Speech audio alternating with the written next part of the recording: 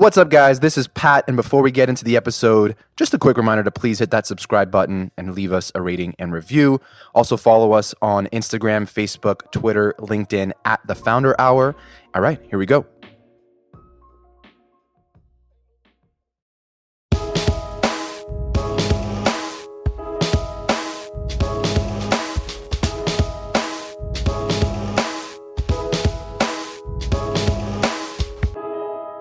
What's going on, ladies and gentlemen? This is the Founder Hour podcast. I'm your co-host, Pat. And Posh. And we're here today with Greg Steltenpohl, founder and CEO of Califia Farms, as well as a bunch of other things we'll talk about. We're excited to have you on the show. Thank you for being here with us. Thanks, guys. Looking forward to it. Yeah. So I know there's a lot going on with Califia Farms, but we want to take it kind of back to the early days before this whole thing came about, just to kind of learn about your backstory and, definitely shows kind of the whole journey up until now. So tell us a little bit about where you grew up and what you were like as a kid. Well, I count myself as being super fortunate to have grown up in some of the earlier days of modern Southern California. And my parents moved out here when I was about 5 or 6 years old. Mm-hmm. And where? I was born in Florida, and my dad he was a systems engineer, and his first job was helping to build bridges in between the Florida Keys. So I was born down in the Florida Keys. And this is in the days when it was kind of still part of the Caribbean basin and feel. It was really not developed, and it was the fishing was amazing. And it was really kind of an environmental paradise. And in that day and age, and, I was born in the late 50s, and when growing up then, there was a different attitude towards children just kind of exploring in the wilderness and being alone and at an earlier age. So when we moved to Southern California, my dad was part of the defense industry by then, and he was working on missile programs that were in Vandenberg. So there was nothing there. It was purposely chosen because it was a remote area for them to do all that. And so I was a kid. We lived in the edge of a not even an undeveloped suburb, and I could just wander. So I grew up just kind of being part of the environment and feeling at home, wandering around in the woods and stuff. And then we moved during my early childhood, probably 5 or 6 times throughout different areas of Southern California. And then my dad always got 2 weeks off, and he was an outdoorsman, so we always made sure it was a major camping trip to one of the national parks, first in California and then expanding throughout the West. So I grew up in what's really called the Basin and Range territory, which extends from sort of upper central Mexico all the way up through the Rocky Mountains and over through the Sierra Nevada and all those areas in between. And I later became a geology major, and that came about just from my love of these landscapes. And these landscapes are really dramatic because basin and range mean range of these fault shifted big mountains, and then these kind of basins that are sort of desert or brush like. And that area is massive. And it's part of Mexico. It's part of all the way up into parts of Northern California, Nevada, and all that. So I grew up ended up not only in the places where we lived wandering around, but also camping, hiking, and then I became a rock climber in those early days. So adventure and kind of a little bit of risk and all that just was part of my psyche. You mentioned the moving around a lot. How did that have any effect on sort of your social life, like making friends? Like I know as a kid, like I moved I moved around a lot too, here and there. Having to move schools, and you have to make new friends all the time. And some people have it easier than others in terms of interacting with others. How was that for you? Were you able to handle that really well? Right. Well, I mean, I say you become good at handling it, but there's always some when you're especially adolescent, you move junior high time, high school time, you get socially not always fully adjusted and Yeah. and things happen. But in that period of time, and I think maybe from my own perspective as being a slightly older entrepreneur, I've been through a series of some decades, right? Hmm. And there's the decades of growing up, and then there's the decades of launching different companies tackling different parts of the food system in different decades. Hmm. So my growing up period was also really I was impressionable, partially because I sort of missed the 60s and all the benefits of the free love generation. Mm-hmm. And I came in slightly at the tail end of that around Earth Day. Yeah. And there was this guy, Dennis Hayes, who was one of the early pioneers of setting up the concept of Earth Day. So I was born into this environmental activism period just as I was in high school. So one of my first acts was to publish an underground newspaper, and we had an article about animal rights and plant-based thinking, even Vax of my And sort what of years? This is like in plant-based. like the 60s? This is like 1970, Okay. Yeah. and that's, I Yeah. think Earth Day, I can't remember, was either 68 to 70. Got it. Yeah.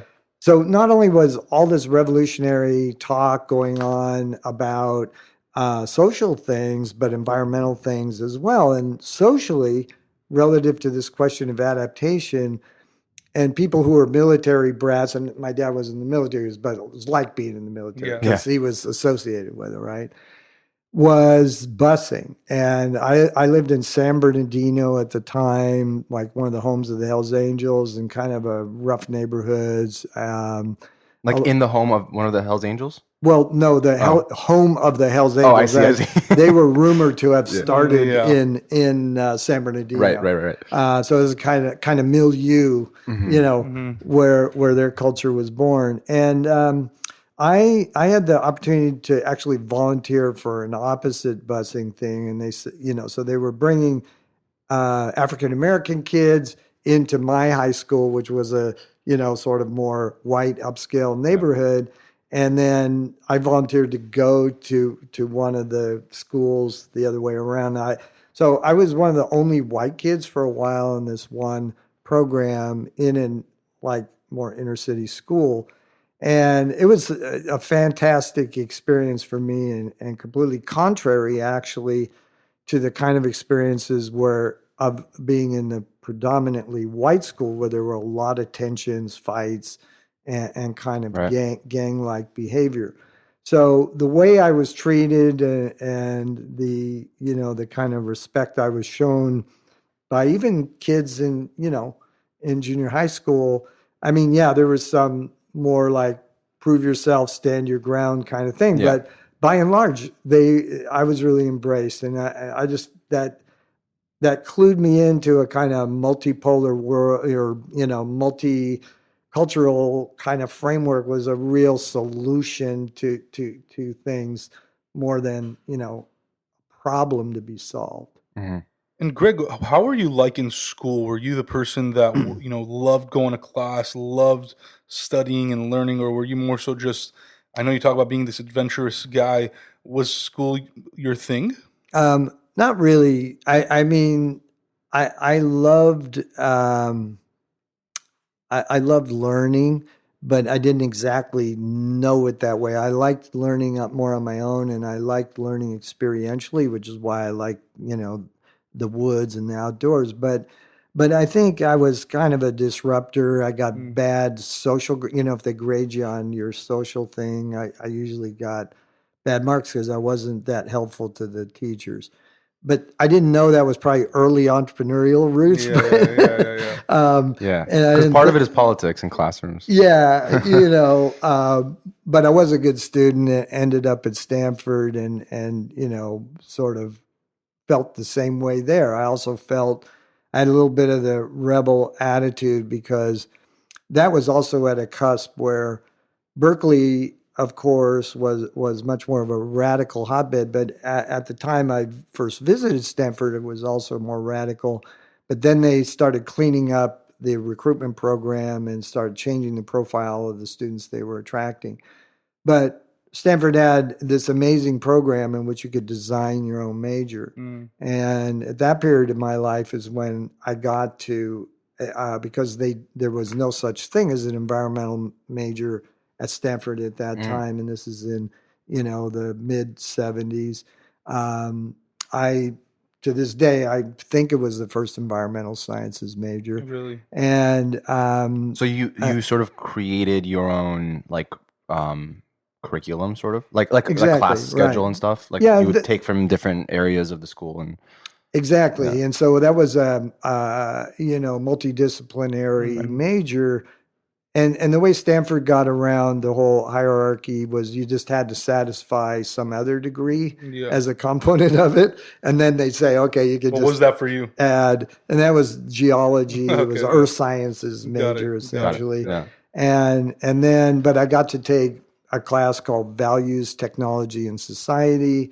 I got to take, a water engineering class, and I got to take things that really gave me an urban planning class. Mm-hmm, Much more of a, I would say, Holistic. social, holistic systems thinking.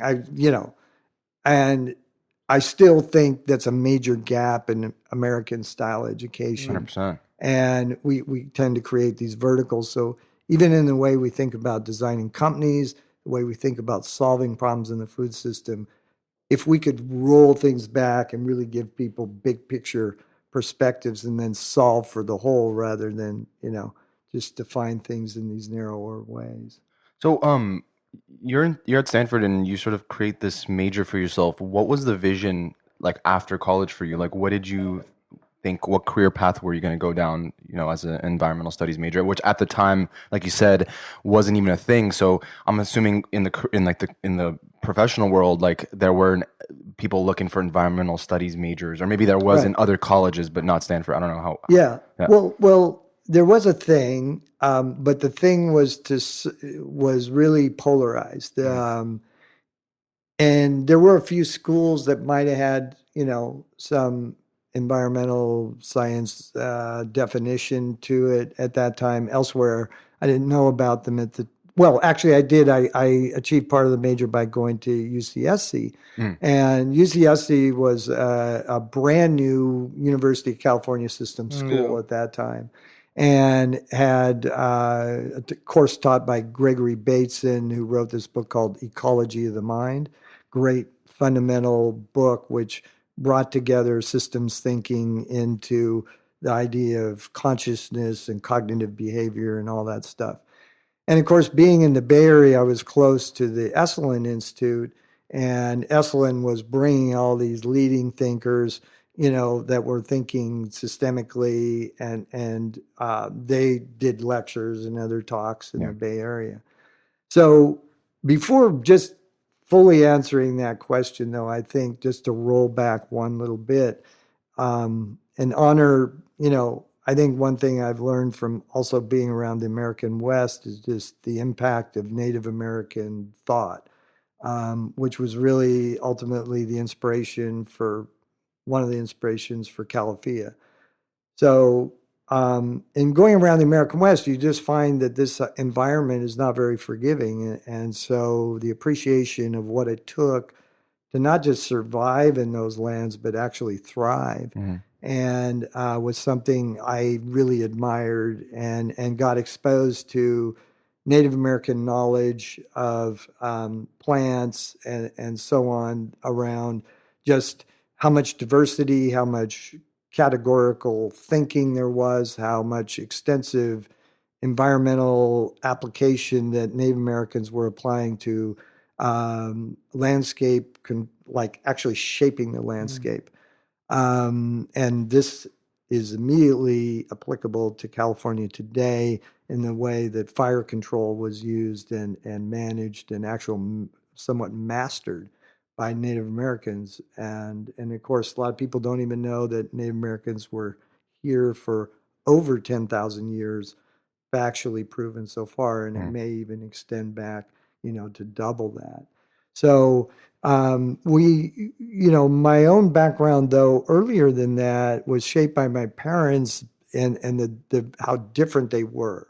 So I mentioned my dad being involved in the defense industry and German background, systems engineering, highly structured. And then my mom was French Canadian, and she was a professional chef, had always been in the hospitality industry. Hmm. And I always think that people in business, there's a lot of business theory out there, but she taught me the whole concept of two big concepts. One was presentation matters, Yeah.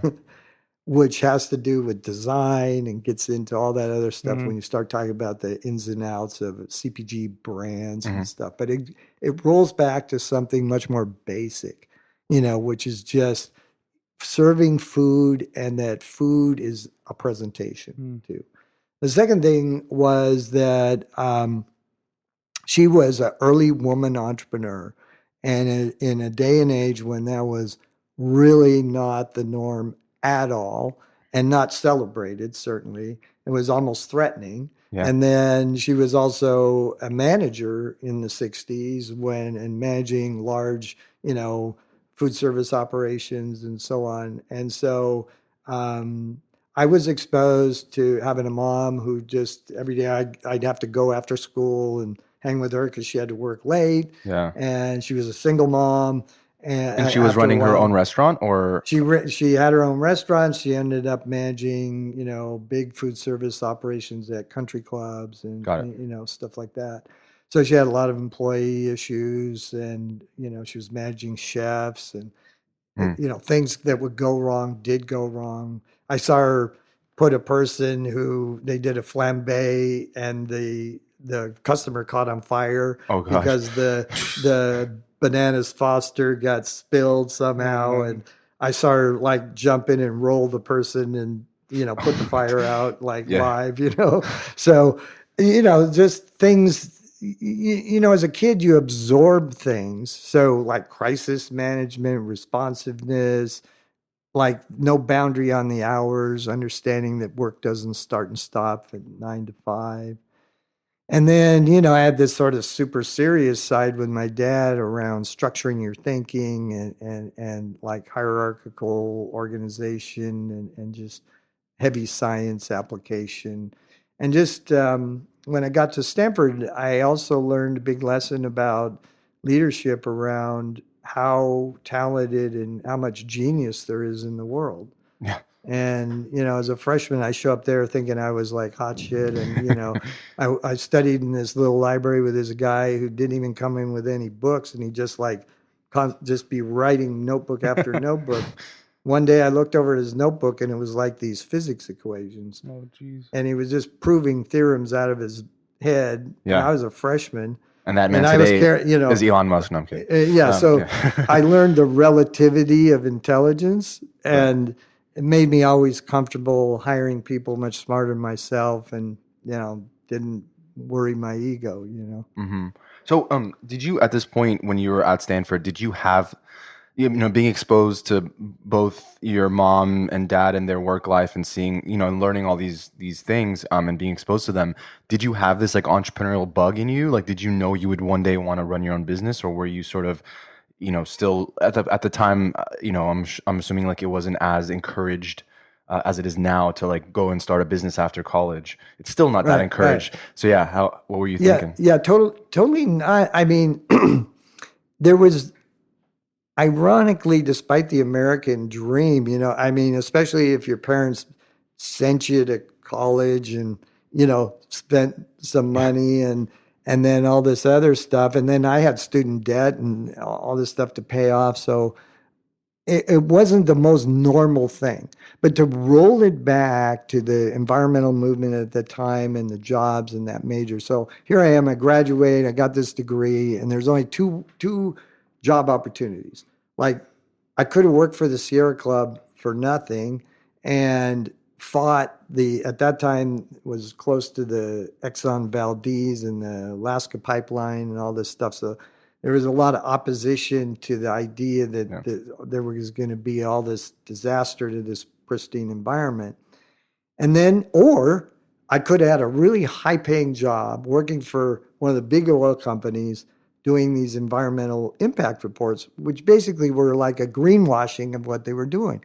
So at that time, there was just this like fight the bad guys or, be like sell your soul sort of thing. Yeah, like go And like corporate. for me, because Yeah. I was like, this kind of get gnarly. I was camping and rock climbing Yeah. and stuff. So I wasn't going to do that. For you, right? like going and working for those corporations No, was selling your it soul. wasn't Yeah. even like, I You're didn't going, you're even, going to the dark side. it just Yeah. wasn't even a consideration. So what I was left with is, some native skills, and I had some carpentry background. So I wanted to pay off the debt. So I did some carpentry, and Just along on the, your own? yeah, my stepdad was a building designer, and I worked for him in the summers, so knew how to build a house and that kind of thing. So I had some practical hand-driven knowledge, and when I kind of went through that period, I was living in Tahoe and built a house there, and went on this juice fast, and I had been started to when you're in the natural world, you do start, it's an easier pathway to thinking about herbs or mushrooms, components, thinking like that. So, and plus I lived in California and you get exposed to all that Yeah. stuff.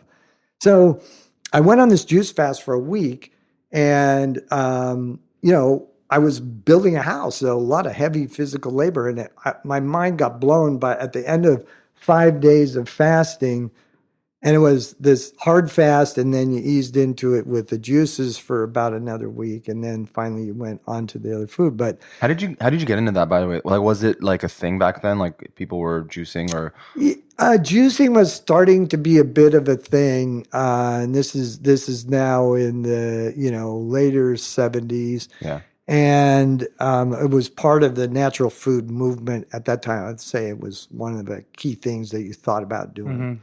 And so I went through that and I thought, damn, I feel awesome. I have all this physical strength. I have this vitality. My thinking is really clear. There's really something to this. So that was when the seed got planted for starting Odwalla. And And you're what, in your like early 20s now? yeah, I'm in my early Mid-twenties. 20s. Yeah. And also to mention, I think I read somewhere that we talked about it off the podcast, but you had a band, you were a musician. So this was like around the same time, or was it a little afterwards? right in transition. So I finished this house in Tahoe, moved to Santa Cruz, got together with some of my buddies. We decided to go back and study at this music school together, a group of friends called the Creative Music Studio in upstate New York. And this like you and your friends just had a passion for music and wanted to maybe pursue like starting a band and touring. Yeah. Well, we just wanted to get I didn't study music formally in school, so I just wanted to get a little more like intensive background and training. And I don't know, for those of folks listening to the podcast, they're like, where's the business stuff, But I just want to tell you this, hang in on this part of the story, because like some of my biggest lessons were learned through this, fortunate to have this year at this special school. And this was like a master's class in primarily improvisational music, which I was interested in. And it was taught in a system of 1 week blocks where they would bring a world-class master of something, and it was world music at the time. So 1 week it might be a tabla player, 1 week it might be a Brazilian percussionist who could play the whole range of instruments from Brazil. Another week it might be a concert pianist. Another week it might be one of the world's best sax players. So it was awesome. And you would actually perform the music. So what, as an impressionable student, you got exposed to the way that these creative people solved musical problems, solved compositional problems, and just their creative process. And you realized how many ways to tackle something there were, and how much, creativity was really just a white space of what your passion was, plus refining some skills, and then just rehearsal and going over very small modules over and over and over again until they got, really perfected. Mm-hmm. So also the funding of that school was almost an impossible and Herculean task by the founder, this guy named Carl Berger. And Carl used to call this concept he introduced to me called creative financing. And what it was is really the entrepreneur's trick of planting this vision in the mind of somebody and getting them to trust them enough with their cash. Right. when Interesting. when sort of all odds are against it, right?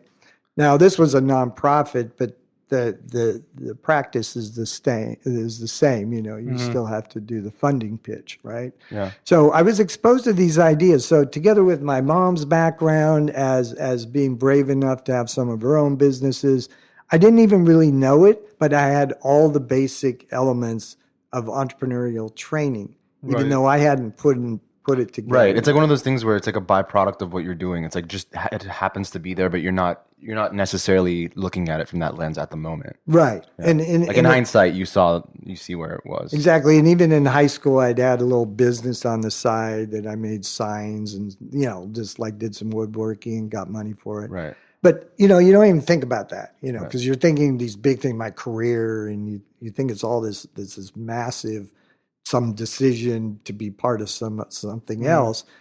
And one day, I mean, this is a literal truth. I mean, it's a crack up, but I was in a bookstore, thinking, And this is back in, are you in? This is back in, I moved to Santa Cruz. We were playing some music. Yeah. We had finished music school. Come back to Santa Cruz, broke. Yeah. Worse than broke. What do we do like now? Borrowing from the girlfriend and everything, And then, I find this book of 100 businesses you can start for $100. And I look at it and it says, open this chain of lemonade stands, like little pop-ups, and then I was thinking, I don't know about retail. Like my mom was in retail. I sounded like a lot of headaches. And I was thinking, how could you do that like wholesale or something? Yeah. And I said, well, I could make like juices. And so I connected this juice fast and how I felt and how great it was. And I go, you know what? Like, I don't know about lemonade, but fresh squeezed orange juice is like something that I grew up with as a kid. My dad always insisted we have it. And in those old days, orange groves were all over San Bernardino and that part. So I had this romance about, the smell of the blossoms. It was very visceral to me, real, So literally, I had been reading this philosophy book too that said, you can only evolve so much in knowledge.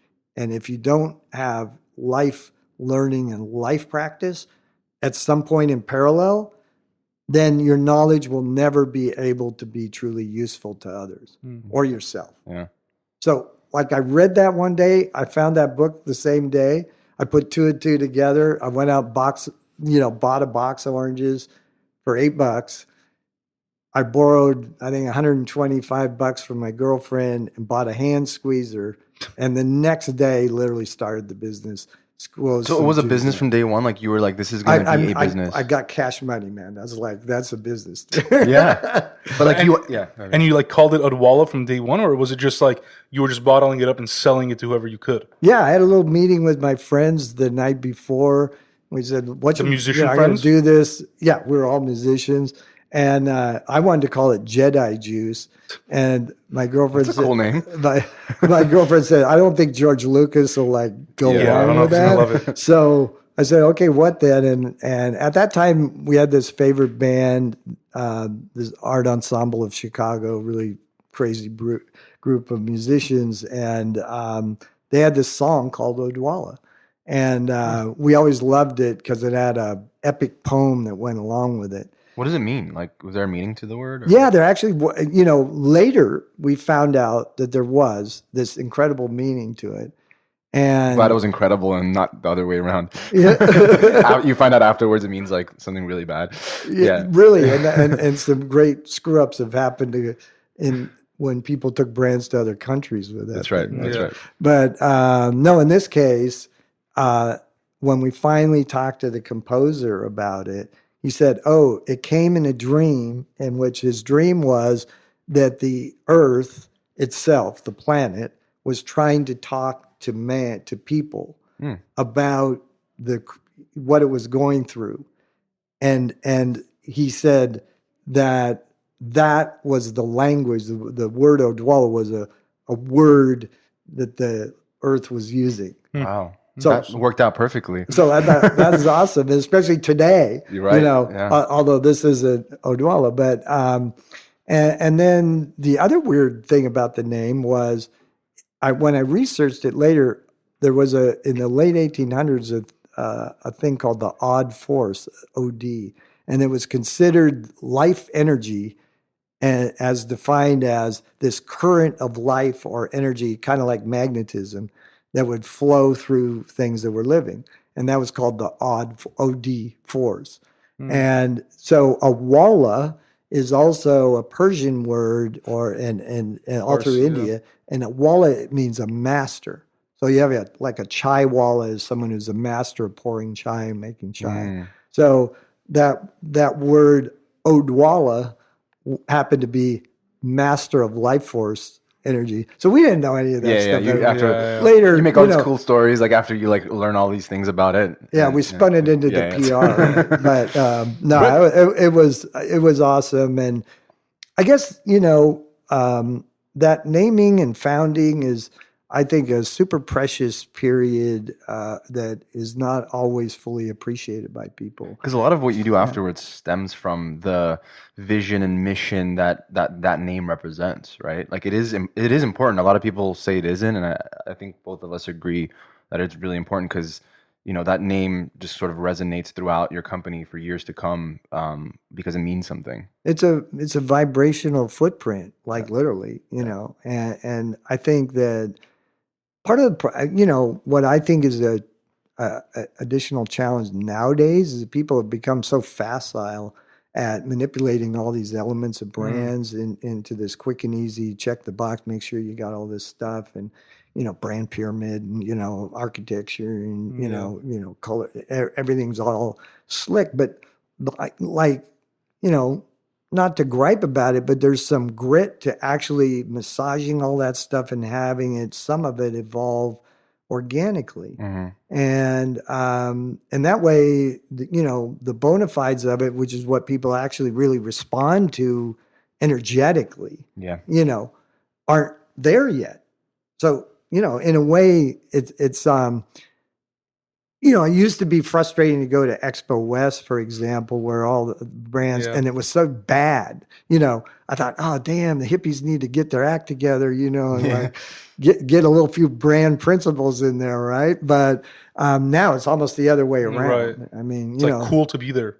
Yeah, and it's almost like posturing for the VCs and private equity guys, and and it's a little game between the bros, to like match it up, but. It's I don't think there's any going back because we need to scale these solutions. And I think the awesome diversity of the way entrepreneurialism is in this food industry, natural foods, is amazing. Yeah.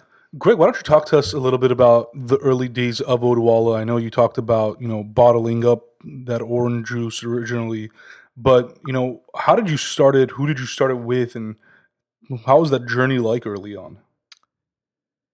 Well, it's certainly, and I'm sure you'll want to talk about it later, for Califia, a different thing here in this century, and starting a modern company that scales and so on for impact. But in those days, you have to flash back and go early 80s. There was no Whole Foods. I mean, Whole Foods was just starting at the same time as a few stores. Like distribution wasn't as... There was no UNFI, there was no route to market. And then we chose the stupid thing of a refrigerated short shelf life product. Like you couldn't punish yourself more. So if you want a master class on masochism, like I'm here, I'll be, but the thing was that only people who were really dedicated to it were drawn to that, you know. So the advantage was it was a cadre of true believers that would just weren't going to take any obstacle as a no. You know, it's just like we'll figure out how to do it. And to me, just making an amazing bottle of fresh squeezed juice at that time, and then being able to save every penny and then expand the line into these like mango and I mean, I think I wish people, you know, I don't know if anyone was around at the time, but in the 80s and 90s when these were raw juices that we had armies of people peeling bananas and, Wow. you know, taking these fresh organic strawberries right there from There were the no like coast. massive facilities doing it, like packing it for you. No, we always manufactured Yeah. everything ourselves, and it was kind of a race to automate, so we didn't burn ourselves out. So, Yeah. you know, that solving basic physical manufacturing problems were a big part of the early days of all that. But we self-funded the business for 10 years, and Wow. you just hardly ever see that. Yeah, it's very hard to nowadays. And do. that was just from that $125 that your girlfriend gave you originally?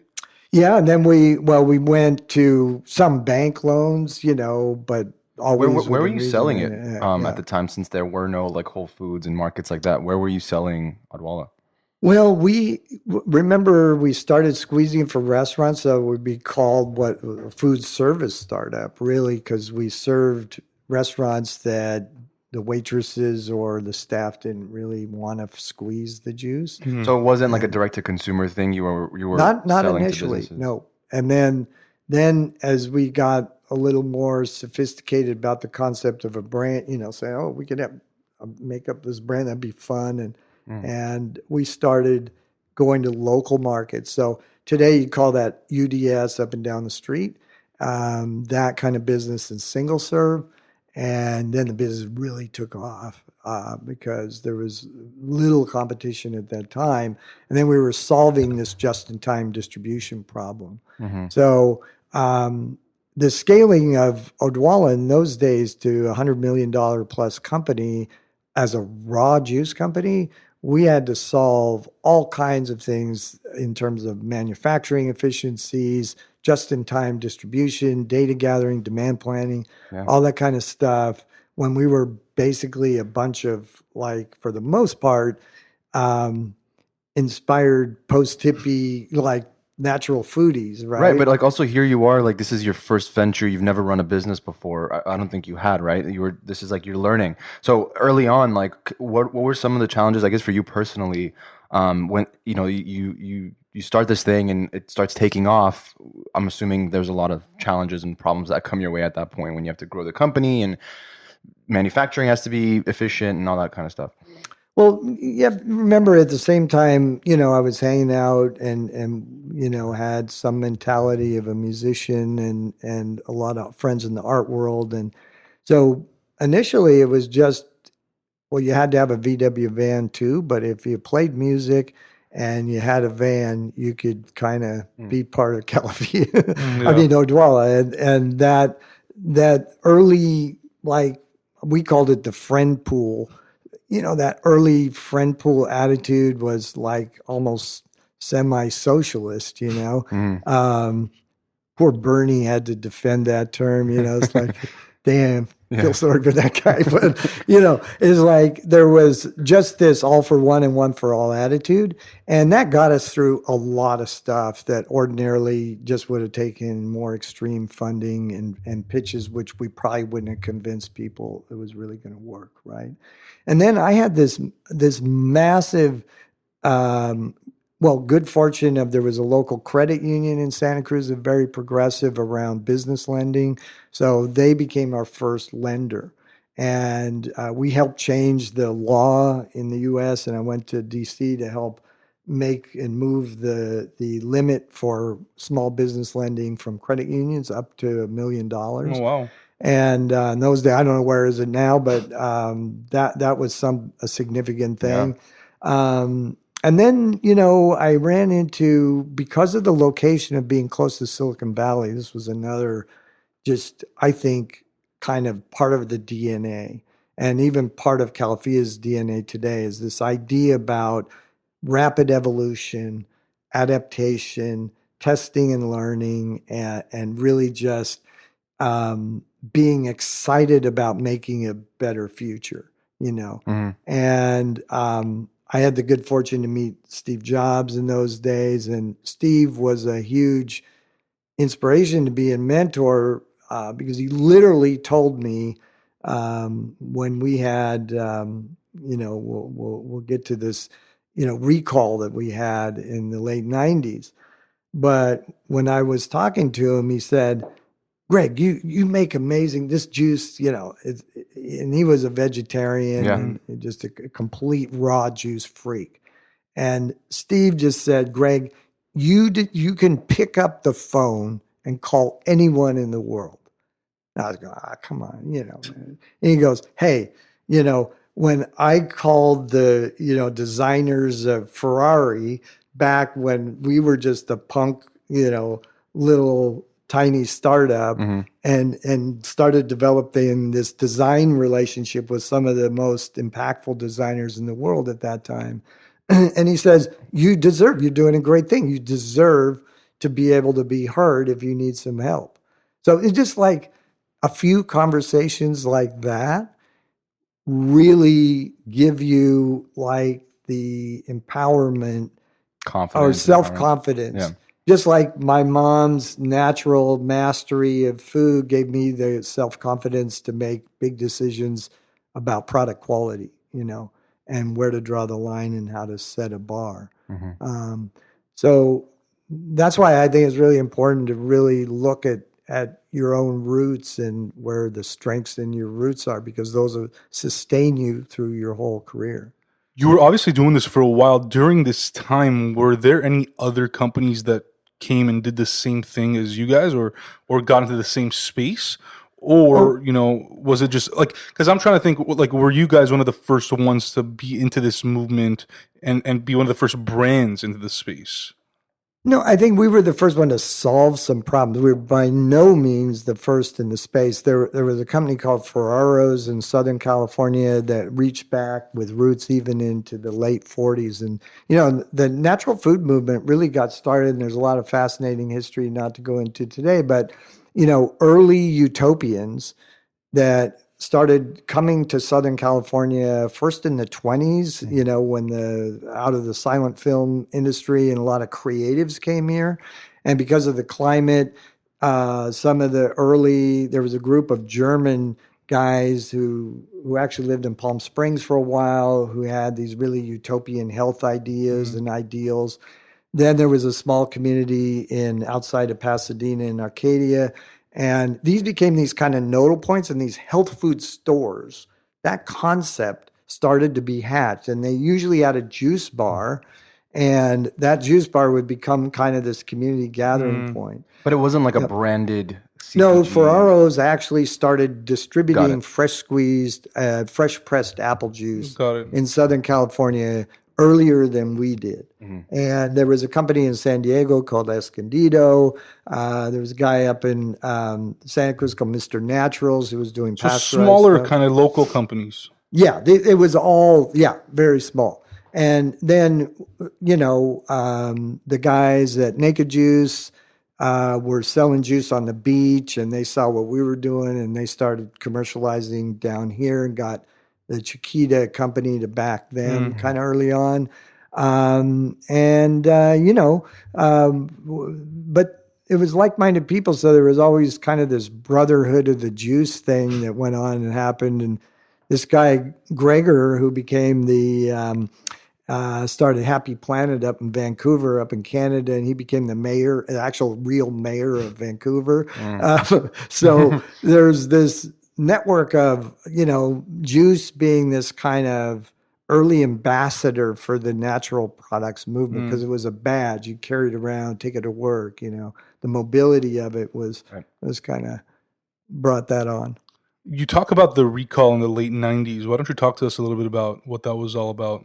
Well, we went through this incredible growth period, through the 90s. And in 1996, we were about $100 million company. And sorry, around Yeah. how long was like you started the company We started in in 1980, so we were 16 years 16 years old at in, the time. which is like a long that's a long time to to have a thriving business, Yeah, yeah. Well, especially in it's that not the space. overnight sensation Right. thing a lot of people, Yeah. like Yeah, exactly. aspire to. But, Yeah. um, and we partially got into it because we're all broke musicians who just we could live off the juice. We knew that as a backup plan B. Hmm. But when we got to that scale, we had brought in some engineers and people from companies like Tropicana, and I think there were cultural differences around how the company should be run, and some of these people were not as fanatic, I would say, about the product as the core founders were. And one of the things that happened, we got a call one day from this Department of Health, and they said, "Hey, some people were getting sick from fresh apple juice, and your product, they think, had was there." In some of these people's diet, their purchase patterns. So we were faced with this really hard decision around do we wait and find out if it really was ours and, Hmm. like prove that it was there and, And risk you like know, even more cases yeah. is yeah. So it was, the lawyers didn't like it, but, we kind of pulled the council together and just said, like, what do we really stand for? So made the unusual decision, I think, in corporate behavior to just proactively go out, get the media, call attention to the whole thing, and say, if you've got this in your fridge and you got kids or any compromised immune system or anybody with this apple juice, just, we think it could be a risk. We Hmm. don't know yet, but just dump it out. And then we fortunately had a DSD, meaning direct store delivery system, and we could, within a matter of days, literally pulled all the product off the shelf. And you were And in like how many stores at this time? oh, hard to tell, but probably at least 6 or 8 thousand stores, Yeah. probably.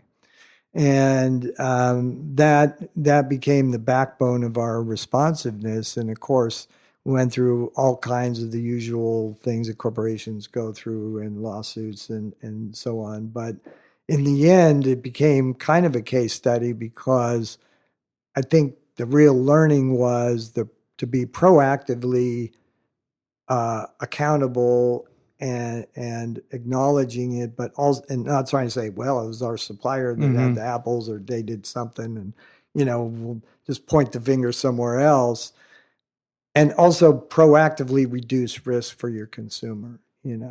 So I wish that lesson would have been fully learned by all companies, Hmm. and also there was a lesson for the fresh produce industry around E. coli itself as being something that is a environmental risk factor for lettuce, for spinach, and for even higher acid products ultimately like orange juice, where they've had problems with listeria, for Mm. example. So um, lots of hard lessons, and I wouldn't ever want to go through it again. Yeah. But I also think that those kind of things, entrepreneurs tend to think about what didn't work just as much as any success, and that's really true. Mm. Hmm. That there was a lot of things that I just think about a lot harder now as we grow or go through high growth periods. So yeah, super big learning experience for lots of folks if they look at it. Hmm. How much longer did you stay at Odwalla?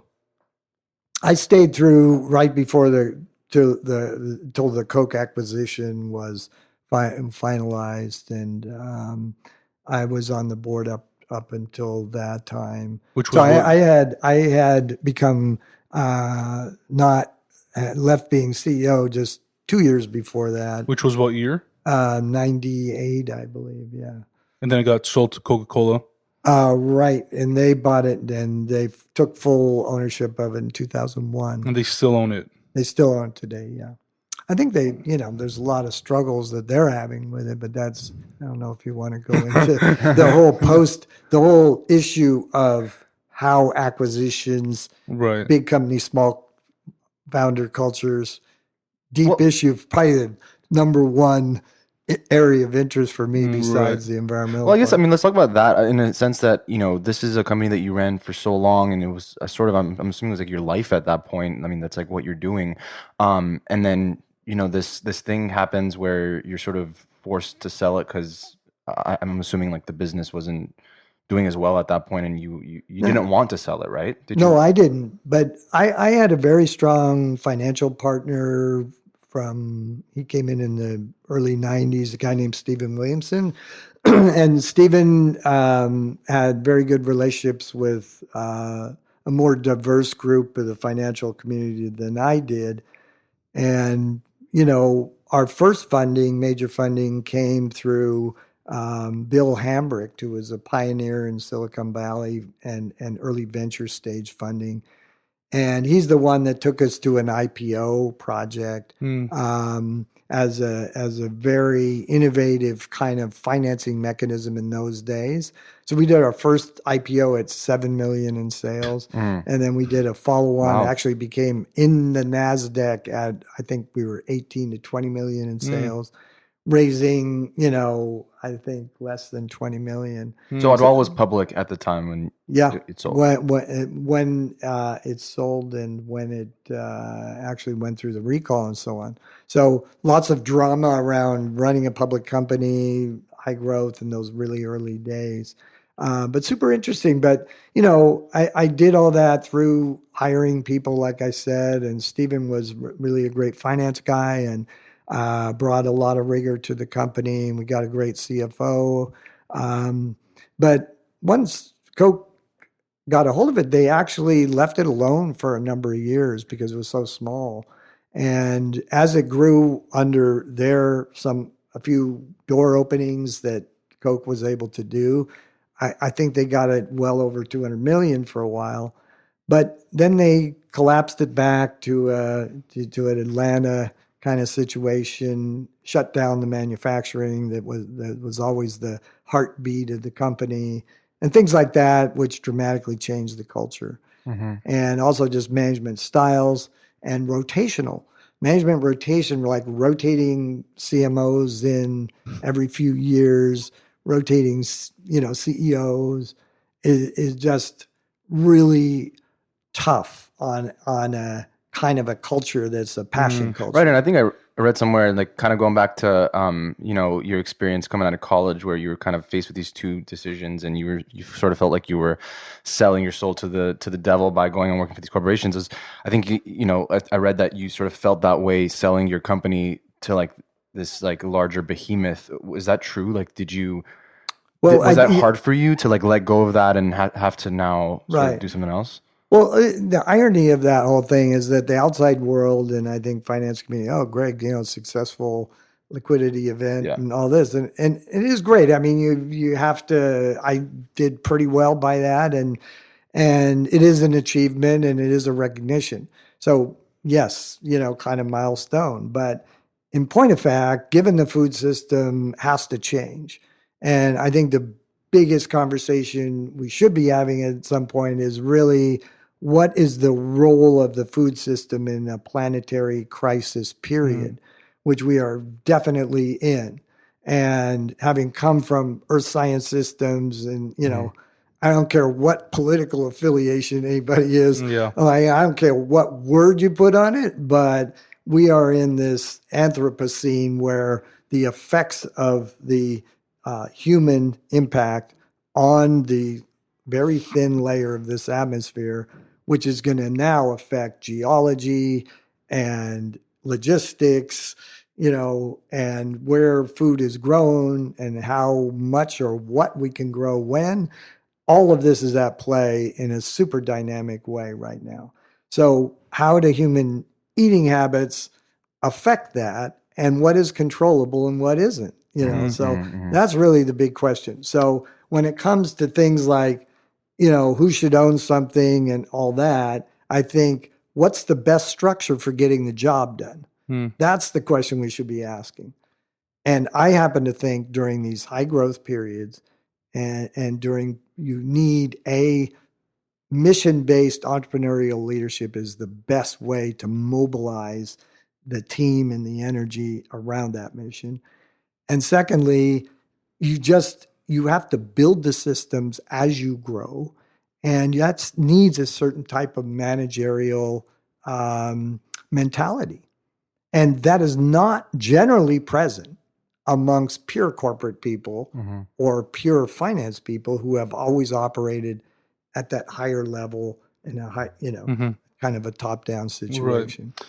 And they're used to much more resources. So the resourcefulness is not always present in that type of talent. Yeah, that makes sense. Greg, when did the idea for Califia Farms come along? Was it directly after, Odwalla was done, or did you have a chance to take a break? I mean, what did you do, and when did Califia Farms start?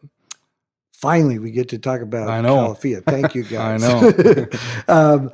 So great question, but it was a bit of serendipity too, which I always chuckle at. So, when you're doing things that don't always have a defined outcome of certainty and so on. So as entrepreneurs, there's a lot of complexity management that has to do with making decisions in life. And you don't always have all the facts. Right. And as much as we try to put in all these big data systems and AI now and all this stuff, at the end of the day, a lot of times you have to make a decision based on other pattern recognitions. Yeah. So one of the pattern recognition points I always look at personally, so don't think I apply this all the point always in business, but in life, I look for like simultaneity and multiple signals from my environment that whatever I'm thinking about or about to do or want to do, something lines up in a like a really noticeable way. So we didn't talk about a company that I did that plain didn't work.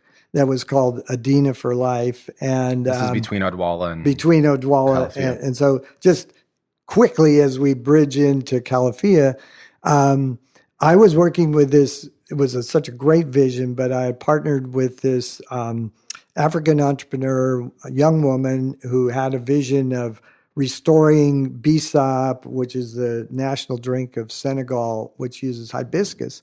And Coke and Pepsi had moved in and supplanted the natural, healthful, really great beverage from this great flower, the hibiscus flower, and it's called Jamaica in the Caribbean. And now that wasn't hardly there. So her dream was popularize something in the West, which the Africans at the time always idolized Western products. Then it could go back to Africa and become popular again. So that was our idea. So I was helping her do that. And we were growing this little company, and we got money in from a private equity group, I think, too early. And then too many bosses got involved. And finally, I just said, look, we had like a great guy, Roger Enrico, former chairman of Pepsi, was an investor. And Roger's passed away. He was a great guy, but he had, his son involved, and we had another entrepreneur involved. And it was just like too many cooks in the kitchen for me. So I left, and I was really sad because I'd gotten a lot of my friends were investors in the idea, and I like torqued up a lot of interest in it. And yet, it's the first time I ever quit anything.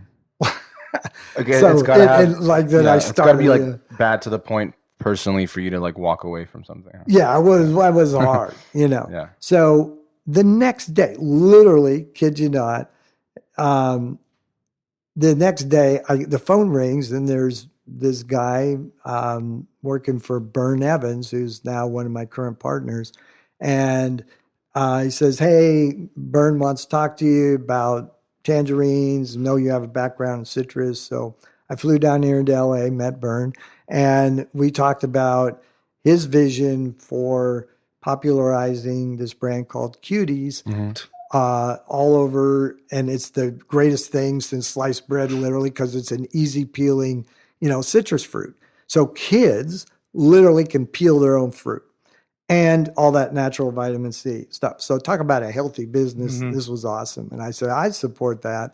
I said, but what's the problem?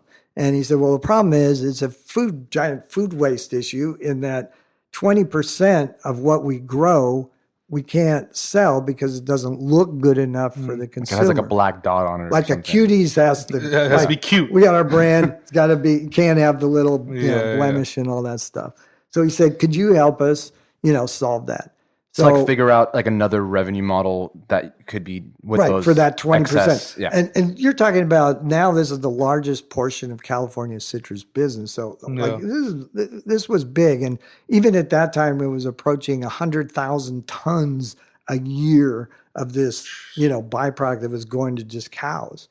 And so I said, hey, I'll take a look at it. So went back to Bern, and Bern was partners with his, Stuart Resnick was one of the other largest entities in the world in farming. And these two guys, wrote a check, Bern first, and Stuart participated for a while.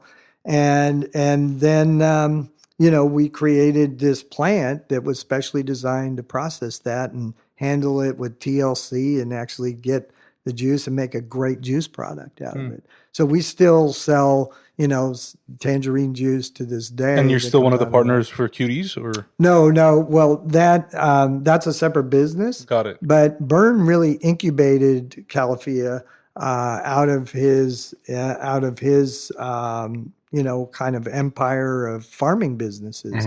And I love the idea of being partnered with farmers, because ultimately I felt they kind of usually got the short end of the stick in the total piece of the pie. So to have farmers own equity at the beginning was a great model for me. And I still think for any entrepreneurs out there that the idea of entrepreneurship or the idea of, partnering with larger brands, but being able to be entrepreneur and sharing the equity in some interesting ways, and which is what we did.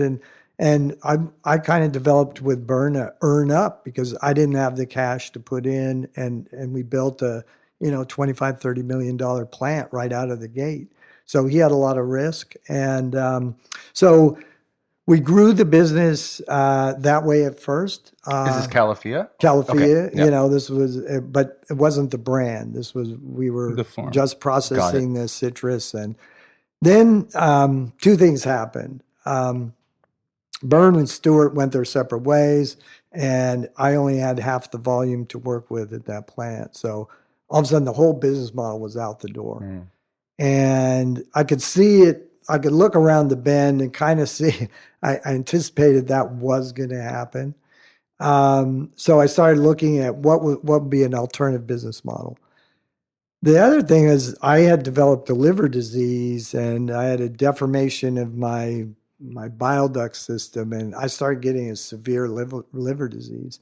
So in the same year that we were exiting this fruit business, and I was thinking that plant milk, that almond milk in particular, could be the way out, and how we could use this plant as a manufacturing asset.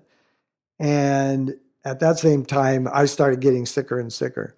So the sort of origin of Califia's idea of a brand and a product line came out of that period as a need, a necessity being the mother of invention.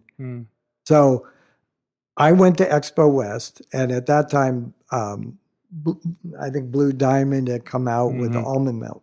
And I put it in a cup of coffee, and it just turned into this like turgid, like coagulated mess. And I said, and I actually, my stomach did not behave well with lactose. So I was really looking for a personal solution and didn't really like soy that much. So like probably millions of other people, was sort of disappointed by the state of plant milks at that time. So literally I said, we gotta find a better way. And we call it something different, something better is sort of our byline here at Califia, but we just said it's got to work in coffee, period. And that became because that'll a key help with the priority. mass adoption of it, right? Because it was still sort of early on, I would assume, in the like industry life cycle part where it's like people need a better solution for it to become like a massively adopted, right? Right. Yeah. Yeah, it's in business parlance they call it unique selling proposition and all that stuff, and also Byrne was the type of partner that didn't like losing a lot of money, and he didn't like marketing budget, so we came up with this shape of a bottle that I felt was inspired by I really love French design and French watercrafts was sort of something I saw and I thought this tulip with a golden mean and this tulip shape and the ergonomics of it are awesome. Yeah. So, but the main thing was when you stuck it on the shelf, it stood out from that sea of carton containers that everybody was using. Which is like one of the biggest rules of like merchandising is like you want to stand out on those shelves. Visual field design disruption, So Exactly. it was like, and we just managed to pull it off, and it saved us in those early years where typically you would have had to spend on some kind of marketing to get recognition. So the design did all the heavy lifting. We got our foot in the water against the big guys. We had a break at the time. Whole Foods had a private label program that they had a production problem. And bingo, we just stepped in, Yeah.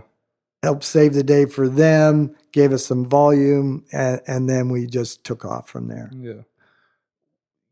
Having obviously ran Odwalla and now, running Califia Farms, what has been, a very noticeable difference for you in terms of the two companies and, the people and overall just like the industry and the climate Yeah. of CPG? Well, I think the biggest answer that is so striking to me is in the early days, we were the visionaries trying to convince people that these products were better for you. It's a complete inverse today. I mean, today, the industry is not caught up to what people want. And especially when you look at it whenever, the old expression, wherever you workshop, play, learn. So, yes, in Whole Foods or yes, in Erewhon, great stores like that, you'll find, a cornucopia of solutions to everything. But if you're in an airport still, if you're, in a food service environment, still many schools have very regressive purchasing policies. It's still kind of a food swamp land, and then neighborhoods. We got like food apartheid is really the way it should be looked at, These, distribution systems are not set up to serve the population bases that don't have the leverage to attract these, high-minded type stores. So lots of work to do there. But that's the big sea change. The food system has failed at this point, Right. their leadership role. Yeah. It's now, scrambling to connect. And I think and then you add the planetary imperative on that, and you're saying, especially from a plant-based, because you're talking about a 60 to 80% reversal of carbon impact, and in many cases, depending on the situation, up to 4 times. So when it comes to methane and impact and all of that. So I think plant-based is more than just some diet fad. It's not at all like that. It's just something we cannot support 10 billion people off of this animal-based economy and food system, because economy and ecology are now so interlinked that, the time to act is now today, every day, and lessen our footprint as an individual person. Right. One question I've always had, and I'm glad I can ask somebody like you, is why in the world do they call these nut-based product milk? Like, why is it almond milk? Why is it cashew milk? Like, if it's not coming from an animal, why is it called milk?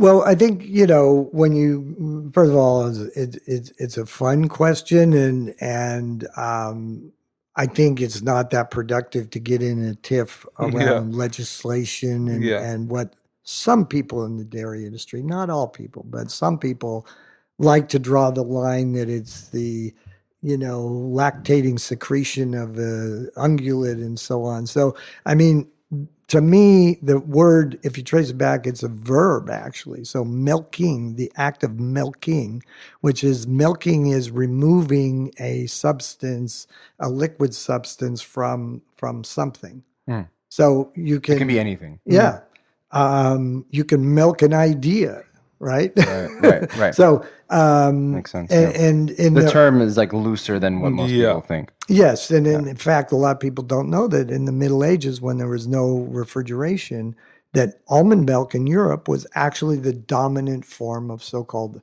a milky substance. Mm. Interesting. So that I think milk also means like nourishing substance, and as mammals, when you come from being fed directly from our mothers. So I think milk has just this kind of archetype role and meaning that goes beyond some kind of state-defined definition of what I'm allowed to say, Makes is sense. milk or not.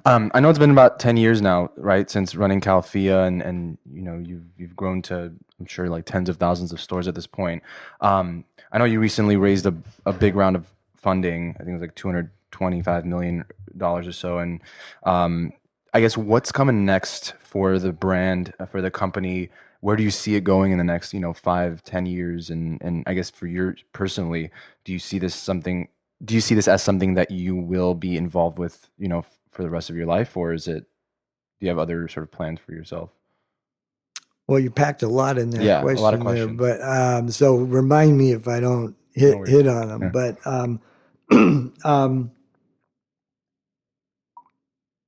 But if I could say, first of all, when we say into the future, and I love that word, and even from the beginning of the company, we called Califia a food and beverage company of the future.